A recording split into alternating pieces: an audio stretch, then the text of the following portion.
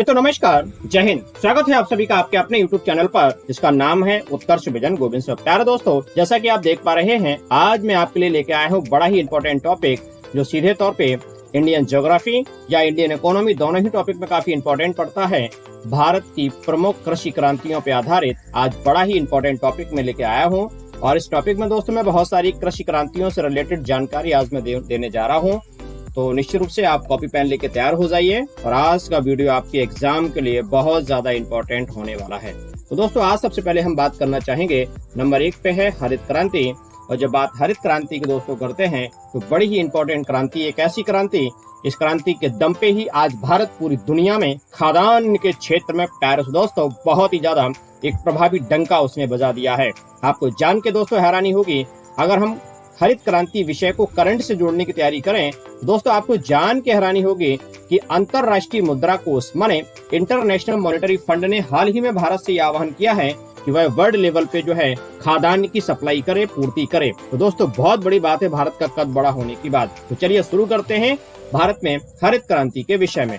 तो दोस्तों मैं आपको बता दूं, हरित क्रांति का संबंध जो है वो खाद्यान्न उत्पादन से संबंधित है। इसको हम ग्रीन रेवोल्यूशन बोलते हैं, माने फूड ग्रेन की दोस्तों बात कर रहे हैं। आपको ये बात पता होनी चाहिए प्यारे दोस्तों कि भारत में हरित क्रांति के जनक के रूप में MS स्वामीनाथन जी को जाना जाता है। बात करते हैं, इनका पूरा नाम मनकांबो संबाशिवन स्वामीनाथन के रूप में इनको जानते हैं। यहाँ दोस्तों जानना जरूरी है कि वर्ल्ड लेवल पर माने विश्व में हरित क्रांति के जनक के रूप में प्यारे दोस्तों ये ध्यान रखने वाली बात है, नॉर्मन E बोरलॉग महोदय को जाना जाता है। इस बात को दोस्तों ध्यान रखेंगे। बात करते हैं दोस्तों हरित क्रांति की, तो सबसे बड़ी बात दोस्तों यह है कि 1966 और 67 में प्यारे दोस्तों भारत में हरित क्रांति का शुभारंभ हुआ। इस बात को ध्यान रखेंगे। और बात करते हैं हरित क्रांति की, तो दोस्तों ग्रीन रेवोल्यूशन खास तौर से 2 क्षेत्र में सफल रही।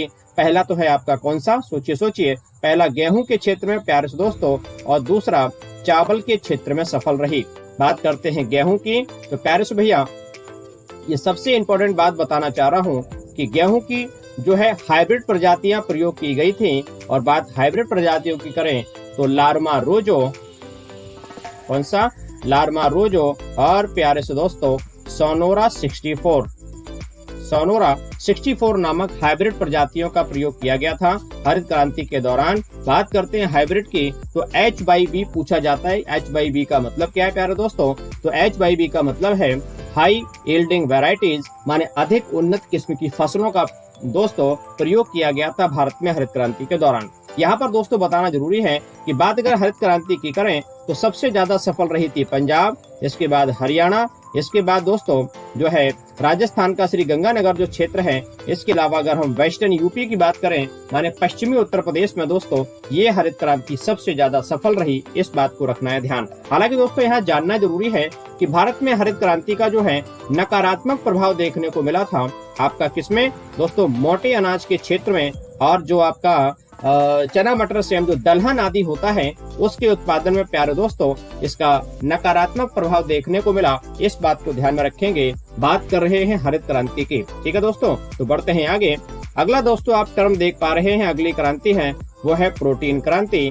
और जब बात प्रोटीन क्रांति की करें तो दोस्तों आपको ये बात पता होगी कि प्रोटीन क्रांति जो है सीधे तौर पे संबंधित है कि इसका आह्वान किया गया था प्यारे दोस्तों नरेंद्र मोदी और तत्कालीन भारत के जो है वित्त मंत्री हुआ करते थे कौन, अरुण जेटली जी के द्वारा। इसका उद्देश्य था कि तकनीकी के माध्यम से दूसरी हरित क्रांति को उत्पन्न करना, दूसरी हरित क्रांति लाना, ये इसका मुख्य विषय था। दोस्तों बात प्रोटीन की आ गई है तो इस बात को ध्यान रखना है। प्रोटीन को प्यारे दोस्तों क्या कहते हैं, देह निर्माता के रूप में जाना जाता है दोस्तों। इस बात को ध्यान रखेंगे। आगे बात करते हैं दोस्तों, अगला जो टर्म है वो है स्वर्ण रेशा क्रांति। दोस्तों इसका संबंध सीधे तौर पे जूट अर्थात कपास उत्पादन से संबंधित है। और बात करते हैं कि इसको इंग्लिश में गोल्डन फाइबर रिवॉल्यूशन के रूप में जाना जाता है। अगला टर्म कर रहे हैं रजत रेशा क्रांति, दोस्तों कपास उत्पादन से संबंधित। और यहाँ पर जानना जरूरी है कि सिल्वर फाइबर रिवॉल्यूशन जो कि कॉटन से संबंधित है। इस बात को रखना है ध्यान। अगला प्रश्न है दोस्तों गोल क्रांति, और गोल क्रांति का संबंध है आलू उत्पादन से, माने round revolution related from potato production. बात दोस्तों आलू की कर रहे हैं तो समझना जरूरी है सेंट्रल पोटैटो रिसर्च इंस्टीट्यूट माने केंद्रीय आलू अनुसंधान संस्थान दोस्तों कहाँ पर है, तो इस बात को ध्यान में रखना है कि कुफरी, शिमला, हिमाचल प्रदेश में है प्यारे दोस्तों केंद्रीय स्तर का आलू अनुसंधान संस्थान। और बात अगर कर दें कि इंटरनेशनल पोटैटो रिसर्च इंस्टीट्यूट माने अंतर्राष्ट्रीय स्तर पर आलू अनुसंधान संस्थान दोस्तों कहाँ पर है, तो दोस्तों भूलना नहीं है, मैं आपको अवगत करा दूं, ये है आपका लीमा पेरू में। ठीक बात दोस्तों करते हैं आलू की, तो ध्यान रखेंगे आलू का जो ब्लैक हार्ट रोग होता है, आलू का ब्लैक हार्ट रोग जो होता है वह भंडारण में ऑक्सीजन की कमी की वजह से दोस्तों रोग होता है। आपसे ये जानकारी एग्जाम में कई बार पूछी गई है। बढ़ते हैं अगले सवाल पे।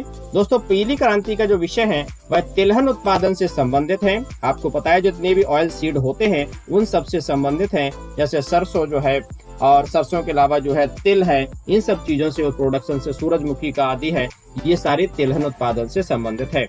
यहाँ जानना जरूरी है कि who is the father of yellow revolution, माने तिलहन जो पीली क्रांति है उसका पिता कौन किसको माना जाता है, मिस्टर सैम पैत्रोदा को माना जाता है। और यहाँ पर दोस्तों समझना होगा कि पूरे भारत में जो सरसों अनुसंधान केंद्र है वो कहाँ पर है दोस्तों, तो ध्यान रखेंगे वह है आपका भरतपुर राजस्थान में, इस बात को ध्यान रखेंगे। अगले शब्द पे हम लोग आ गए हैं दोस्तों, नंबर 7 पे है लाल क्रांति। तो दोस्तों बात करते हैं लाल क्रांति अर्थात रेड रिवॉल्यूशन, जिसका संबंध दोस्तों टमाटर और मांस उत्पादन से संबंधित है, इस बात को ध्यान में रखेंगे। बात करते हैं टमाटर की प्यारे दोस्तों, तो प्रश्न एक्स्ट्रा बताता हूँ कि टमाटर का जो लाल रंग है वो किस कारण से होता है दोस्तों, तो ध्यान रखने वाली बात है दोस्तों लाइकोपीन के कारण, माने लाइकोपीन एक वर्णक होता है जिसकी वजह से टमाटर का रंग जो है वो लाल होता है। तो ध्यान रखना दोस्तों लाल क्रांति में टमाटर और मांस उत्पादन दोनों की बात करते हैं। यहाँ पूछा जाता है कि फादर ऑफ रेड रिवॉल्यूशन कौन है, तो मिस्टर विशाल तिवारी जी जो हैं वो क्या हैं, इसके फादर हैं। अगली बात दोस्तों करते हैं श्वेत क्रांति। श्वेत क्रांति का मतलब है दुग्ध उत्पादन, और जब बात दुग्ध उत्पादन की करते हैं तो इसका मतलब है मिल्क प्रोडक्शन। तो दोस्तों ध्यान रखेंगे श्वेत क्रांति के जनक के रूप में वर्गीज कुरियन महोदय को जाना जाता है। और बात वर्गीज कुरियन जी की करें तो दोस्तों इनकी जो है देखरेख में ऑपरेशन फ्लड चलाया गया। और ऑपरेशन फ्लड का दोस्तों अगर हम बात करें इसका विषय था प्यारे दोस्तों दुग्ध उत्पादन माने मिल्क प्रोडक्शन को बढ़ावा देना। इसीलिए दोस्तों ध्यान रखेंगे अगर आपसे पूछ लिया जाए मिल्क मैन ऑफ इंडिया किसे कहा जाता है, दोस्तों वर्गीज कुरियन को कहा जाता है मिल्क मैन ऑफ इंडिया, इस बात का आपको विशेष ध्यान रखना है। अगला शब्द आप देख पा रहे हैं नंबर 9 पे आ चुके हैं ग्रीन गोल्ड क्रांति। और जब बात ग्रीन गोल्ड क्रांति की करते हैं दोस्तों इसका संबंध है चाय उत्पादन से। दोस्तों मैं आपको बता दूं चाय जो है प्यारे से भैया चाय चीनी भाषा का शब्द है, इस बात को रखना है ध्यान। और जब बात करते हैं चाय की तो दोस्तों चाय में क्या पाया जाता है, चाय में जो है कैफीन पाया जाता है, इस बात को ध्यान में रखेंगे। अगली बात करते हैं दोस्तों अगला शब्द है परामनी क्रांति। और परामनी क्रांति के सामने लिखा हुआ है भिंडी उत्पादन। दोस्तों जानना जरूरी है, प्रश्न पूछा जाता है कि भिंडी क्या है, तो दोस्तों ध्यान रखेंगे भिंडी फल है। और जब फल की बात करेंगे तो भिंडी जो है प्यारे से दोस्तों कैप्सूल प्रकार का फल है, माने सब्जी में शामिल नहीं करते हैं। वो अलग बात है कि हम सब्जी के रूप में भिंडी को बनाते हैं, लेकिन अगर हम बॉटनिकल से स्टडी की बात करें तो बॉटनिकल फॉर्मेट में भिंडी को जो है फल माना गया है, वो भी कैप्सूल प्रकार का फल है। अगला शब्द बड़ा सुंदर है दोस्तों, लिखा है नीली क्रांति। और जब बात करते हैं नीली क्रांति की दोस्तों तो ये जो है मत्स्य उत्पादन मछली उत्पादन से संबंधित है। प्रश्न उठता है कि फादर ऑफ नीली क्रांति, फादर ऑफ ब्लू रिवॉल्यूशन किसे कहा जाता है दोस्तों, डॉक्टर अरुण कृष्णन जी को कहा जाता है। बात कर रहे हैं मछली की। दोस्तों ध्यान रखेंगे भारत में कौन सी ऐसी मछली है जिसको भारत का राष्ट्रीय जलीय जीव घोषित किया गया है, दोस्तों ध्यान रखेंगे तो भैया गंगा डॉल्फिन माने गैंगेटिक जो डॉल्फिन मछली है, प्लेटेनिस्टा माने ध्यान रखें अगर बात डॉल्फिन मछली की आ गई है तो उसका जो जंतु वैज्ञानिक नाम है वो है प्लेटेनिस्टा गैंगेटिका के रूप में जाना जाता है। ये मछली की बात हो गई। और एक पूछा जाता है दोस्तों बात अगर हम मछली की करें, ऐसी कौन सी झील है प्यारे दोस्तों जहां पर झींगा मछली का उत्पादन बहुत ज्यादा होता है, तो दोस्तों ध्यान रखने वाली बात है जो चिल्का झील है, माने चिल्का झील जो उड़ीसा में है वहां पर झींगा मछली का उत्पादन होता है। बात करते हैं किसकी, मछली की, तो प्यारे से भैया ध्यान रखने वाली बात है पिसी कल्चर जो शाखा है उसमें पिसी कल्चर का संबंध मछली पालन से होता है, मछली उत्पादन से होता है। इस बात को दोस्तों आपको ध्यान रखना होगा। मैं बढ़ता हूँ अगली बात पे। भूरी क्रांति का विषय दोस्तों क्या है, बात भूरी की कर रहे हैं तो दोस्तों ध्यान रखेंगे उर्वरक उत्पादन के रूप में जाना जाता है। बात उर्वरक की दोस्तों कर रहे हैं तो उर्वरक का संबंध है किससे? फर्टिलाइजर से है, जो खेतों में खाद डाली जाती है। और दोस्तों बात करते हैं उर्वरक की, तो दोस्तों जानना जरूरी है कि जब MIC माने मिथाइल आइसोसाइनेट नामक गैस 1984 में भोपाल गैस कांड में जब जो है निकली थी, तो वो जो कारखाना था प्यारे दोस्तों, वह उर्वरक कारखाना था। और 1984 में भोपाल गैस कांड में जो कारखाने की मैं बात कर रहा हूँ दोस्तों, ध्यान रखेंगे उस कारखाने माने उस कंपनी का नाम था यूनियन कार्बाइड। ये बात आपको पता होगी, नहीं है तो जरूर लिख लीजिएगा, यूनियन कार्बाइड उर्वरक बनाने वाली कंपनी। अगला लिखा हुआ है मूक क्रांति। और जब बात दोस्तों मूक क्रांति की आती है तो मोटे अनाजों को बढ़ावा देना। और मोटे अनाजों मैंने अभी बताया था हरित क्रांति के दौरान कि ज्वार, बाजरा, मक्का और दलहन आदि को जो है मोटे अनाज में शामिल किया जाता है। बहुत सुंदर दोस्तों, मन से पढ़ते जाइए और बिल्कुल चिंता नहीं करेंगे। अगला है सदाबहार क्रांति। दोस्तों सदाबहार क्रांति में समग्र कृषि विकास की बात है, ऑल ओवर कृषि को बढ़ावा देना, ये सदाबहार क्रांति का विषय है। आगे लिखा हुआ है सूर्योदय क्रांति, जिसको सनराइज क्रांति भी कहते हैं, माने इलेक्ट्रॉनिक उद्योग का विकास, इलेक्ट्रॉनिक इंडस्ट्री के विकास के उद्देश्य से इस क्रांति को स्टार्ट किया गया। अगला है दोस्तों सिल्वर फाइबर क्रांति, जो सीधे तौर पे कपास उत्पादन से संबंधित है। पढ़ते जाइए, सीखते जाइए। अगला है दोस्तों सुनहरी क्रांति। और जब बात सुनहरी क्रांति की करते हैं तो उसका विषय है फल उत्पादन से संबंधित, लेकिन फल के अलावा दोस्तों इसको हनी प्रोडक्शन में भी शामिल करते हैं और बागवानी में भी शामिल करते हैं, माने बागवानी को बढ़ावा देना, शहद प्रोडक्शन को बढ़ावा देना, इसके अलावा जो है फ्रूट प्रोडक्शन को बढ़ावा देना। ये सारी की सारी जो चीजें हैं वो किससे? फल उत्पादन माने सुनहरी क्रांति से संबंधित हैं। मैं बात कर रहा हूँ गोल्डन रेवोल्यूशन की। प्रश्न उठता है कि who is the father of golden revolution? तो आंसर आता है निरपक्ष ततलेज महोदय इसके फादर के रूप में जाने जाते हैं। अगला सवाल दोस्तों काफी एडवांस पे आ चुका है, वो है सैफरॉन क्रांति।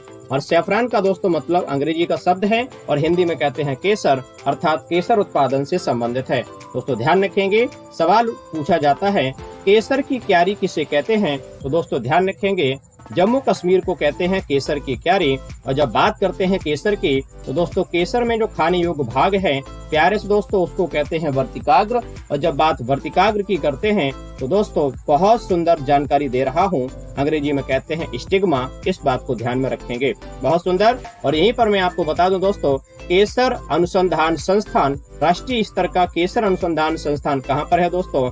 तो ध्यान रखना वो है प्यारे से भैया श्रीनगर में, जम्मू कश्मीर की बात कर रहा हूँ। अगले सवाल पे शिफ्ट कर रहे हैं, स्लेटी अथवा ग्रे क्रांति का विषय क्या है? तो दोस्तों ध्यान रखेंगे उर्वरक उत्पादन से संबंधित है। अगला शब्द है रजत क्रांति। और जब बात रजत क्रांति की कर रहे हैं तो अंडा उत्पादन से संबंधित है, इसको हम सिल्वर रिवॉल्यूशन के रूप में जाने जाते हैं। पोल्ट्री प्रोडक्शन, जो मुर्गी पालन, मुर्गी संबंधी जो उत्पाद हैं, और एग प्रोडक्शन को बढ़ावा देना इसका मुख्य विषय है। पूरे भारत की बात करें तो भारत में सबसे ज्यादा जो है अंडा उत्पादक राज्य के रूप में आंध्र प्रदेश को जाना जाता है दोस्तों, इस बात को ध्यान से समझना होगा। अगला है खाकी क्रांति। और खाकी क्रांति का मतलब हम ब्राउन रिवॉल्यूशन के रूप में जानते हैं, इसको चमड़ा उत्पादन से संबंधित है, इस बात को ध्यान में रखेंगे। अगली बात करते हैं दोस्तों गुलाबी क्रांति का जो विषय है वो बड़ा ही इंपॉर्टेंट है। और गुलाबी क्रांति का मतलब दोस्तों झींगा मछली उत्पादन। अभी मैंने बताया था कि भारत की कौन सी झील है जो झींगा मछली उत्पादन के रूप में जानी जाती है प्यारे दोस्तों, कोई और नहीं है, वह चिल्का झील उड़ीसा है। अगली बात करते हैं फादर ऑफ, अगर हम इस रिवॉल्यूशन की बात करते हैं गुलाबी क्रांति की, मिस्टर दुर्गेश पटेल जी को जाना जाता है, इस बात को दोस्तों ध्यान रखेंगे। अगला सवाल बड़ा सुंदर है, नंबर 23 पे हम लोग आ चुके हैं। हरीश सोना किसे कहते हैं? हरीश सोना क्रांति का दोस्तों संबंध है बांस उत्पादन के रूप में जाना जाता है। यहाँ दोस्तों जानना जरूरी है, बात अगर बांस की करें तो ध्यान रखना दोस्तों, बांस जो है वो क्या है? एक प्रकार की घास है।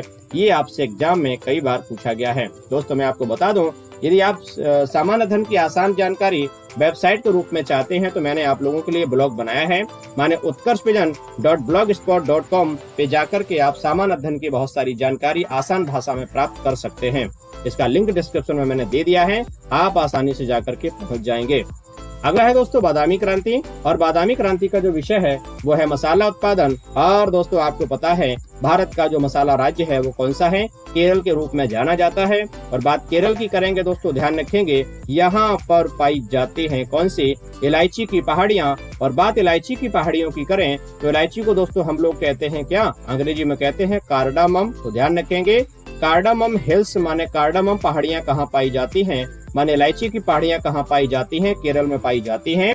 और यहाँ पर इलायची की पहाड़ियों पर दोस्तों बहुत ही फेमस एक दर्रा है जिसको हम कहते हैं सैनकोटा दर्रा। कौन सा है? सैनकोटा दर्रा कहते हैं, जो केरल में पाया जाता है। बात करते हैं केरल की दोस्तों, तो केरल के किनारे का जो तटीय क्षेत्र उसका नाम क्या है? इसका नाम है मालाबार तट। इस बात को ध्यान में रखेंगे।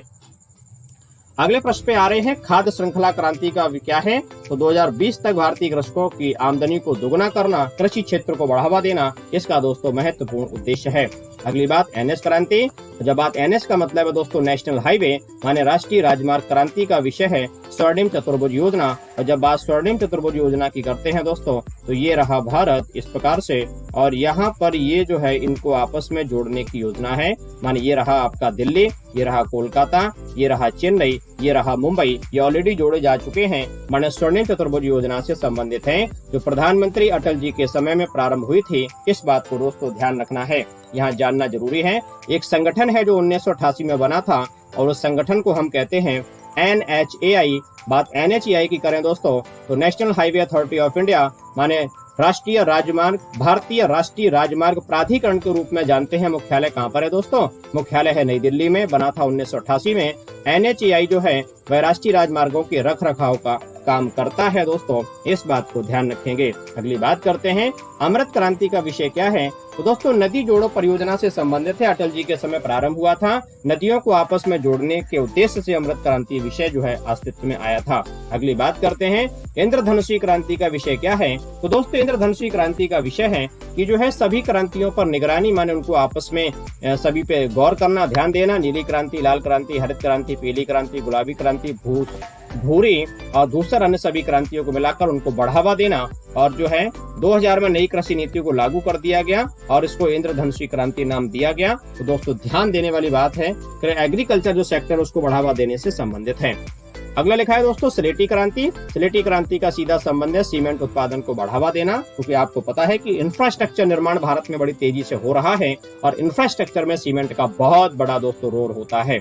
आगे लिखा है गंगा क्रांति नंबर 30 पे, भ्रष्टाचार के खिलाफ सदाचार पैदा करने के उद्देश्य से दोस्तों गंगा क्रांति का विषय अस्तित्व में आया है। आगे बढ़ते हैं, कृष्ण क्रांति का विषय क्या है दोस्तों? ध्यान रखेंगे, पेट्रोलियम उत्पादन से संबंधित है। कृष्ण क्रांति माने पेट्रोल प्रोडक्ट जो होते हैं उन प्रोडक्ट को बढ़ावा देने से संबंधित है, यहाँ जानना जरूरी है। बात अगर पेट्रोल की करते हैं तो दोस्तों इंडियन इंस्टीट्यूट ऑफ पेट्रोलियम कहाँ पर है? वो है आपका देहरादून में, इस बात को ध्यान में रखेंगे। तो दोस्तों इस प्रकार से बड़ा ही इंपॉर्टेंट वीडियो मैंने देने की कोशिश करी है, जो सीधे तौर पे दोस्तों मैं बता दूं कि utkarshvision.blogspot.com को जरूर आप जो है लिंक करिएगा, लिंक डिस्क्रिप्शन में दिया हुआ है। आप जब विजिट करेंगे तो चीजें काफी आसान हो जाएंगी। इसके अलावा उत्कर्ष विजन उपलब्ध है आपका यूट्यूब पे, फेसबुक पे, टेलीग्राम, इंस्टाग्राम, ब्लॉग मैंने बता ही दिया है। तो बिल्कुल निराश नहीं होंगे, हर हाल में 2022 में सिलेक्शन होना ही होना है। आसान्वित रहिए, बिल्कुल भी चिंता करने की जरूरत नहीं है। मिलते हैं अगले वीडियो में, तब तक के लिए शुक्रिया, थैंक यू, जय हिंद।